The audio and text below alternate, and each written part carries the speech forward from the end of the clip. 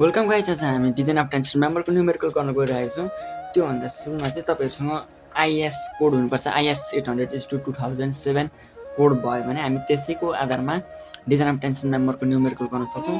Design of tension मेम्बरको लागि चाहिँ अब तीनटा टाइप्सको छ। Design strength due to yielding of cross section, design strength due to rupture of critical section र अर्को design strength due to block story. तीनटा टाइप्स छ। यो हामी डिजाइनमा चाहिँ तीनटा गर्नुपर्छ। हामी त्यसको बारेमा न्युमेरिकल गर्न गइरहेको छौँ। हामीसँग यो एउटा न्युमेरिकल क्वेसन छ, यसलाई हामी सल्भ गर्नेछौँ। यो सल्भ गर्न चाहिँ सबैभन्दा सुरुमा चाहिँ आइएस कोड अनिवार्य चाहिन्छ। बिना आइएस कोड न्युमेरिकल गर्न एकदमै अप्ठ्यारो हुन्छ, सम्भवै छैन। हामी न्युमेरिकल स्टार्ट गर्छौँ। सबभन्दा सुरुमा फिगर बनाउनु, एउटा एङ्गल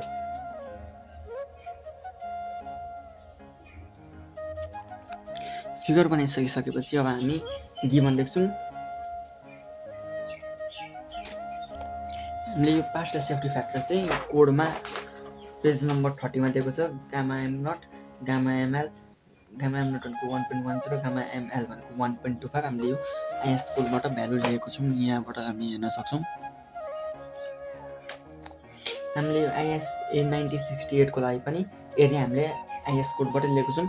आइएस कोड बिना चाहिँ यो न्युमेरिकल गर्न सकिँदैन, बिना आइएस कोड। त्यही भएर हामीलाई आइएस कोड चाहिँ हुन एकदमै जरुरी रहेको छ। हामी एरिया पनि उतैबाट निकाल्नेछौँ। अब हामी सबभन्दा सुरुमा चाहिँ यसमा दिएको स्टेप अनुसार गर्छौँ। Design strength due to yielding of cross section, हामी पहिला त्यो निकाल्नेछौँ। यो सबै फर्मुला चाहिँ हाम्रो यहाँ आइएस कोडमा design strength due to yielding of cross section दिएको छ। यहाँ टिडिजी, यो टिडिजीहरू भनेको के हो, सबै थोक यसैमा लेखेको छ। यहाँबाट पनि हामीले हेरेर बुझ्न सक्छौँ। हाम्रो त्यो क्यालकुलेट गर्दा यति आउँछ। हामी यसलाई किलोन्युटनमा लान्छौँ इन्टु 10⁻³ ले हामी डिभाइड गर्दाखेरि 258.40 किलोन्युटन आउँछ। 258.40 किलोन्युटन। सेकेन्डमा हामी design strength due to rupture of critical section, यो पनि हाम्रो कोडमै भनेको छ। यो चाहिँ प्लेटको लागि हो, हामी एङ्गलको लागि हाल्छौँ। यहाँ एङ्गल दिएको कारणले हामी यो फर्मुला युज गर्छौँ। यदि प्लेट दिएको छ भने हामी अगाडिको फर्मुला युज गर्छौँ, एङ्गलको लागि यो फर्मुला युज गर्छौँ। हामी यो पनि निकाल्ने छ। हामीले फर्मुला लेख्यौँ। अब हामी अर्को पेजमा गर्छौँ।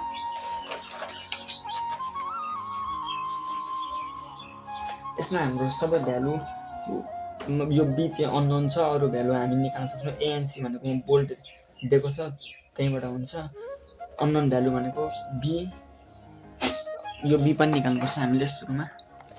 मैले यही फर्मुला यहाँ सारेको छु। अब यो फर्मुलामा हामीले भ्यालु हाल्नुपर्छ। यो डब्लु भनेको यो बोल्डको लागि, बोल्ड दिएको टाइममा डब्लु भनेको यो आउटस्ट्यान्डिङ लेग भइहाल्यो, डब्लु आउटस्ट्यान्डिङ लेग। अरू भनेको बिएस भनेको W plus WL minus thickness, BS पनि निस्किहाल्छ हाम्रो। एलसी भनेको यो 5/4, 4टा बोल्ड लागेको छ, एउटा दुईटा तिनटा चारटा। यो भनेको एज, यो भनेको पिच, यो एजुम गरेको, त्यहीँबाट निस्किहाल्छ। हामी डब्लुहरू निकाल्छौँ। हाम्रो यो क्यालकुलेट गर्दाखेरि 1.20 आएको छ, 1.20। हामी यो पनि क्यालकुलेट गर्नेछौँ। हामीले यो पनि निकालेको छ, 1.4 आएको छ र हाम्रो बिटा चाहिँ हामी 1.20 लिन्छौँ। यहाँ कन्सिडरेसन, डिजाइन कन्सिडरेसन चाहिँ यहाँ लेखे अनुसार हामीले गर्नुपर्छ। यो एङ्गलको लागि भएकोले अब हामी टिडिएन निकाल्छौँ। यो एएनसी भनेको चाहिँ 90 भनेको यो बाहिरको भयो, 18 भनेको यो 16 mm डायमिटर चाहिँ 16 mm दिएको छ। डायमिटर अफ होल भनेको 16 + 2 18 mm हुन्छ। यो पनि हाम्रो कोडमै दिएको छ। यहाँ हाम्रो दिएको छ 16 देखि 22 सम्मको लागि 2 clearance, standard clearance in diameter and within slot हामी भनेर यहाँ हाम्रो 2 एड गर्नु भनेर कोडमा भनेको छ। त्यही भएर हाम्रो यहाँ 16 + 2 गर्दाखेरि 18 भएर यहाँ 18 भयो। 8 भनेको यो थिकनेस बाई 2 इन्टु फेरि थिकनेस गर्नुपर्छ। यस्तो भएको हुन्छ, यहाँ दुईवटा ठाउँ गरेको हुन्छ, त्यही भएर त्यस्तो हुन्छ। एजिओ भनेको यो outstanding leg 60 minus thickness by 2 into thickness गऱ्यो भने हाम्रो 448 mm स्क्वायर आउँछ। अब हामी चाहिँ टिडिएन निकाल्नेछौँ। हाम्रो एन्सर 283.79 किलोन्युटनमा आउँछ। सुरुमा न्युटनमा आएको हुन्छ, हामी त्यसलाई 10 को पावर 3 ले डिभाइड गरेर किलोन्युटनमा निकाल्नेछौँ। अब हामी अर्को design stand due to block shear त्यो पनि हामी निकाल्नेछौँ। दुईवटा निकाल्नुपर्छ, दुईवटामा जुन सानो हुन्छ यहाँ टेकन एज स्मलर भनेर छ त्यही लिनेछौँ। कोडमै दिएको फर्मुला मैले यहाँ कपीमा लेखेको छु। अब हामी एभिजी, एटिएन, एभिएन र एटिजी चाहिँ हामी क्यालकुलेट गर्छौँ यो फिगर अनुसार। सुरुमा हामी एभिजी निकाल्छौँ। एभिजी भनेको हाम्रो कतिवटा बोल्छ? 5 वटा।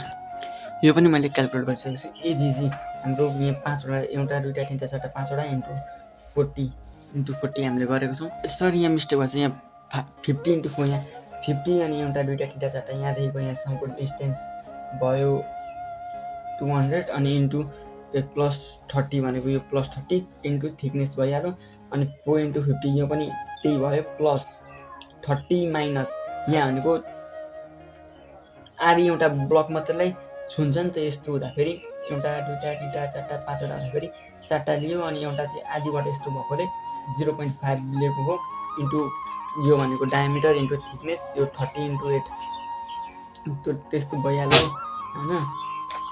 अनि यो 30 भनेको यो डिस्टेन्स माइनस यो पनि त्यस्तै यही भएको आधी इन्टु डायमिटर इन्टु 8 गरेर त्यो हाम्रो आउँछ।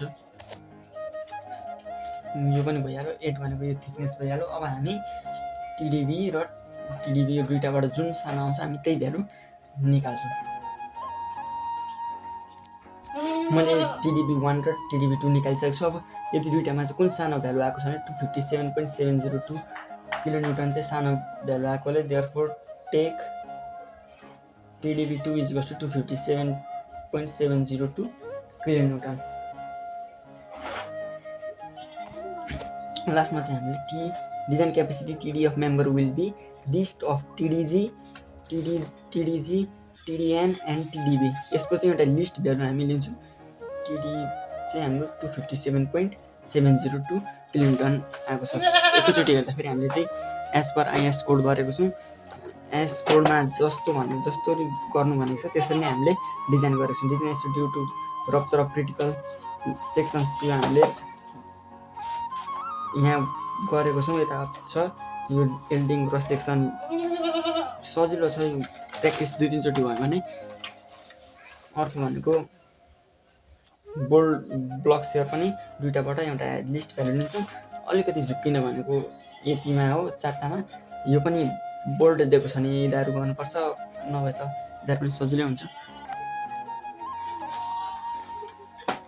हामीले यो चाहिँ एज पर आइएस कोड गरेको छौँ। स्टिलको आइएस कोड भनेको Rcc-2007।